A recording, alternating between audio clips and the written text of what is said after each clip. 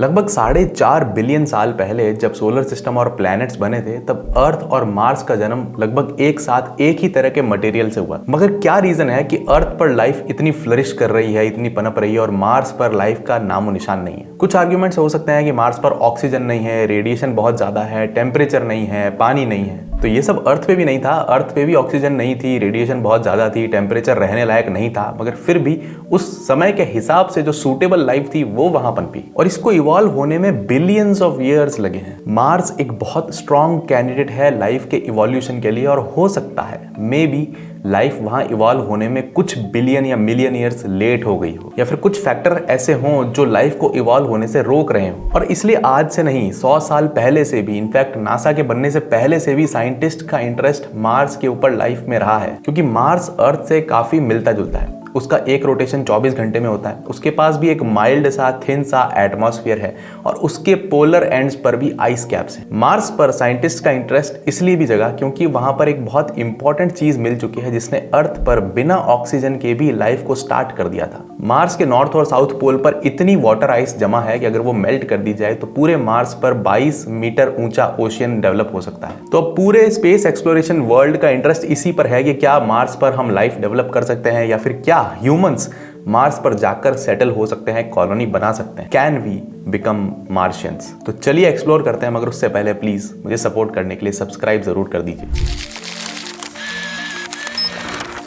Mars को हम अर्थ की कोल्ड लिटिल सिस्टर कह सकते हैं क्योंकि फॉर्मेशन में दोनों ऑलमोस्ट एक जैसे हैं। मार्स का साइज अर्थ से लगभग आधा है और इसीलिए वहां पर ग्रेविटी अर्थ के कंपैरिजन में 1/3 है। मार्स का एक बहुत ही थिन सा एटमॉस्फेयर है, बहुत लेस डेंस है, इतना लेस डेंस कि वहां पर एटमॉस्फेरिक प्रेशर अर्थ के कंपैरिजन में सिर्फ 1% है और इस एटमॉस्फेयर में 95% CO2 है। अब CO2 एक ग्रीन हाउस गैस होती है जो कि ग्लोबल वार्मिंग कॉज करती है, प्लेनेट को गर्म करने का काम करती है, सोलर लाइट को ट्रैप करती है, मगर यहाँ पर ये इतनी कम क्वांटिटी में मौजूद है कि सनलाइट को ट्रैप नहीं कर सकती। इस कारण मार्स पर डे और नाइट के टेम्परेचर 100 डिग्री से फ्लक्चुएट करते हैं। और इन सबसे बड़ी प्रॉब्लम, मार्स के ऊपर दबा के सोलर रेडिएशन यूवी रेज गिरती है क्योंकि उनको रोकने के लिए कोई ओजोन लेयर, कोई एटमॉस्फेयर नहीं है। ऊपर से मार्स के पास अपनी खुद की इनबिल्ट मैग्नेटिक फील्ड नहीं है जो कि अर्थ के पास है। अर्थ के पास जो मैग्नेटिक फील्ड है वो स्पेस से और सन से आते हुए चार्ज्ड पार्टिकल्स को डिफ्लेक्ट करने का काम करती है। ये चार्ज पार्टिकल्स लाइट की स्पीड से प्लेनेट के ऊपर अटैक करते हैं और अर्थ पे तो डिफ्लेक्ट होकर निकल जाते हैं जिससे हम बचे हुए हैं, लाइफ सर्वाइव कर रही है, मगर मार्स के ऊपर ये सीधे सरफेस पे गिरते हैं। तो क्यों हम ह्यूमंस मार्स पर जाना चाहते हैं? क्यों हम अर्थ पर रह के खुश नहीं है? क्योंकि 4 लाख साल पहले से, जब से ह्यूमंस इवॉल्व हुए, तब से हमने एक चीज बहुत अच्छे से सीखी है, सर्वाइवल।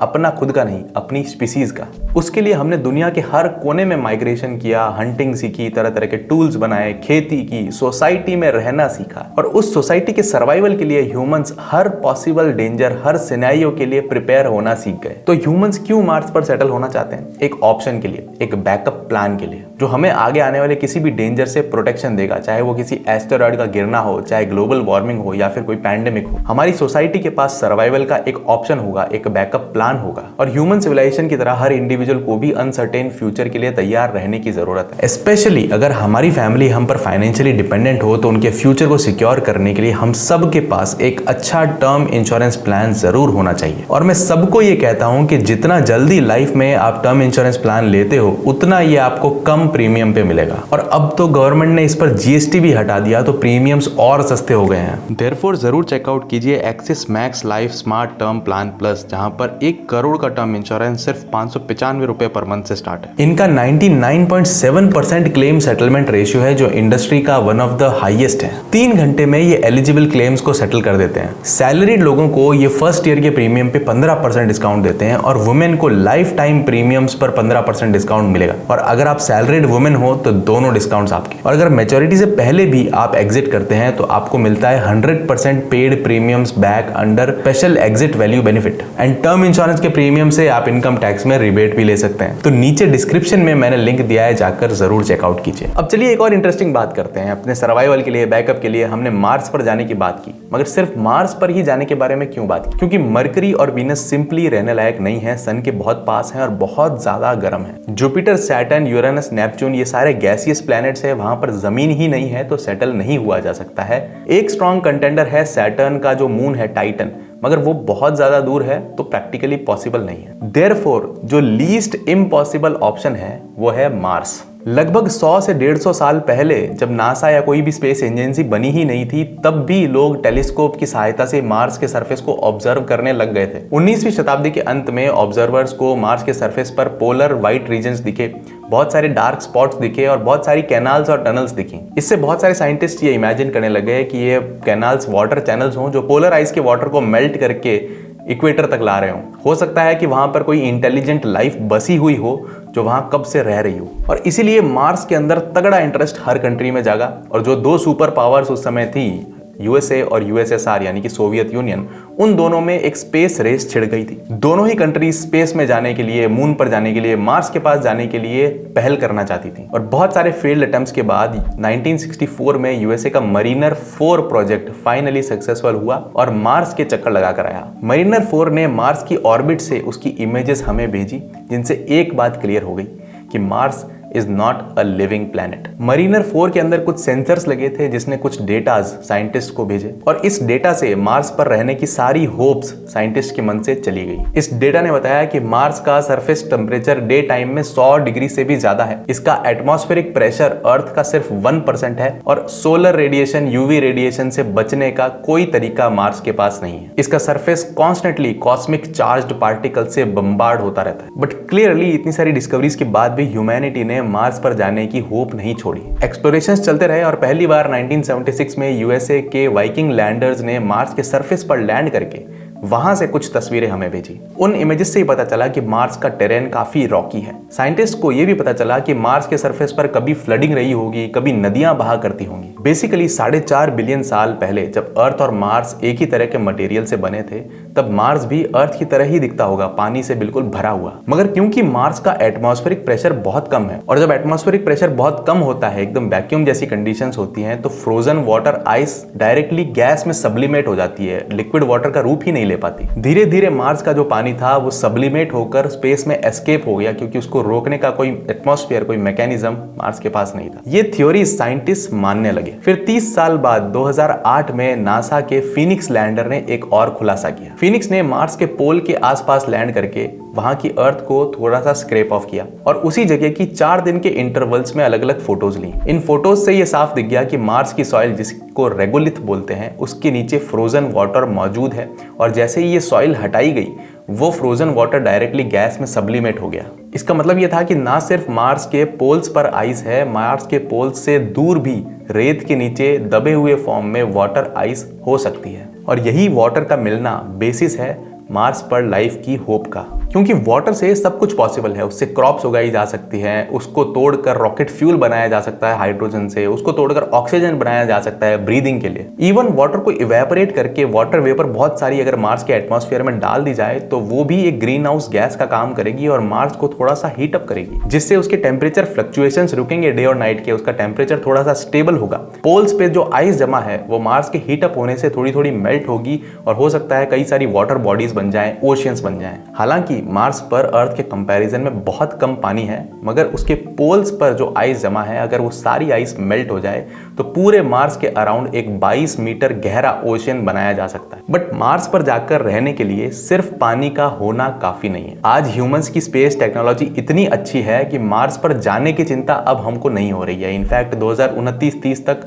स्पेसएक्स मार्स पर मैन्ड मिशन लेकर जाने वाला है। हमारे सामने क्वेश्चन ये है कि वहां जाकर सर्वाइव कैसे किया जाए, क्योंकि ह्यूमन सर्वाइवल के लिए, मार्स पर जाकर रहने के लिए हमें फूड, वाटर, शेल्टर कैसे मिलेगा। हमें ये सब अर्थ से वहां पर लेकर जाना पड़ेगा, जो कि प्रैक्टिकली पॉसिबल नहीं है, क्योंकि अर्थ से मार्स पर भेजा जाने वाला रॉकेट ना सिर्फ एक्सपेंसिव होता है, उसमें जगह भी बहुत कम होती है। ऊपर से मार्स पर रॉकेट्स लॉन्च करने की विंडो 26 महीने में सिर्फ एक बार आती है, जब मार्स अपनी ऑर्बिट में अर्थ के सबसे पास आता है। और इस पॉइंट पर भी अर्थ और मार्स का डिस्टेंस अर्थ और मून के डिस्टेंस से 1500 गुना है, जिसका मतलब यह है कि अगर हमें मार्स पर थोड़ा लंबे टाइम तक रहना है तो वाटर, फूड और शेल्टर मार्स पर ही बनाना पड़ेगा। वाटर मार्स पर बहुत है, मगर मैक्सिमम वाटर पोल्स पर है और रहने लायक टेम्परेचर इक्वेटर के आसपास है। तो पोल से इक्वेटर तक वाटर को लाने का कोई मैकेनिज्म फिलहाल ह्यूमंस पैदा नहीं कर सकते, इतनी टेक्नोलॉजी बड़ी नहीं है। जब तक हम कोई ऐसी टेक्नोलॉजी इजाद नहीं कर लेते कि पोल्स के वाटर को इक्वेटर तक लाया जा सके, तब तक वाटर कंजर्वेशन ही इकलौता रास्ता है। वो वाटर कंजर्वेशन मेथड्स जो इंटरनेशनल स्पेस स्टेशन पर यूज किए जाते हैं, मार्स पर कॉलोनी बसाने वाले पहले लोग भी वही मेथड्स यूज करेंगे। इंटरनेशनल स्पेस स्टेशन पर एक बूंद पानी भी वेस्ट नहीं किया जाता। इनफैक्ट यूरिन और स्वेट तक को रिसाइकिल करके वहां से पानी बनाया जाता है। और सिमिलरली फॉर फूड, हम मार्स पर अभी कुछ भी नहीं उगा सकते क्योंकि वहां की रेत में बिल्कुल भी ऑर्गेनिक मटेरियल नहीं है। वहां पर रेडिएशन इतनी ज्यादा है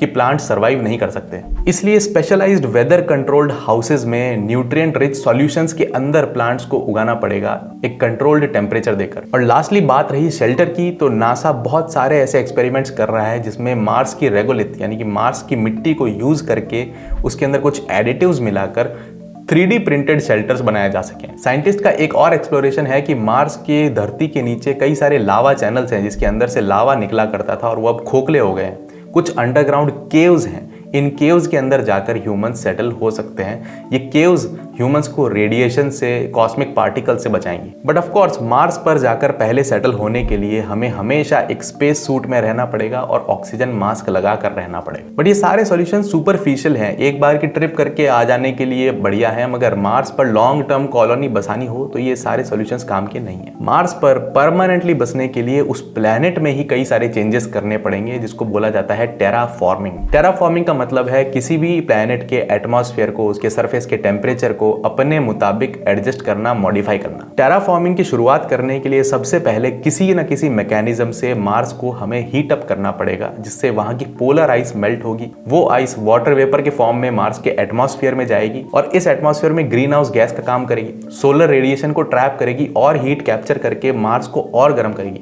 एक तरह से एक चेन रिएक्शन बढ़ जाएगी जिससे मार्स धीरे धीरे गर्म होने लगेगा। अल्टीमेटली जब बहुत सारी गैसेस मार्स के एटमॉस्फेयर में आ जाएंगी तब उसका एटमॉस्फेयर इनफ हो जाएगा कि लिक्विड वाटर को सस्टेन कर सके। ऐसे में जब पोलर आइस और मेल्ट होगी तो लिक्विड वाटर बॉडीज भी बनेंगी। अल्टीमेटली एटमॉस्फेयर के आने से, ग्रीन हाउस गैसेस के आने से मार्स का डे और नाइट टेम्परेचर फ्लक्चुएट होना भी कम हो जाएगा, वहां का टेम्परेचर थोड़ा रहने लायक होने लगेगा। कई सारे आइडियाज हैं जिनमें से एक आइडिया है कि मार्स पर कई सारे मीटियोराइट्स को डाइवर्ट करके, डिफ्लेक्ट करके ब्लास्ट करना, वहां पर कम से कम 10,000 मीटियोराइट्स को क्रैश करवाना। मीटियोराइट्स जनरली ऑक्सीजन और नाइट्रोजन रिच होते हैं और जब वो बम्बार्ड होंगे मार्स के सरफेस पर तो वो अपने साथ वो गैसेस भी लेकर आएंगे। बम्बार्डमेंट से कई सारी हीट भी जनरेट करेंगे। मार्स का एटमॉस्फेयर थोड़ा थिकन होगा और इस थिकनिंग से हो सकता है कि कुछ ग्रीन हाउस इफेक्ट हो जाए। दूसरा तरीका जो इलॉन मस्क ने सुझाया है कि मार्स के अराउंड सैटेलाइट्स को छोड़ दिया जाए जिनमें बड़े बड़े रिफ्लेक्टर्स लगे हों जो कंटिन्यूसली सनलाइट को मार्स की तरफ डायरेक्ट करें।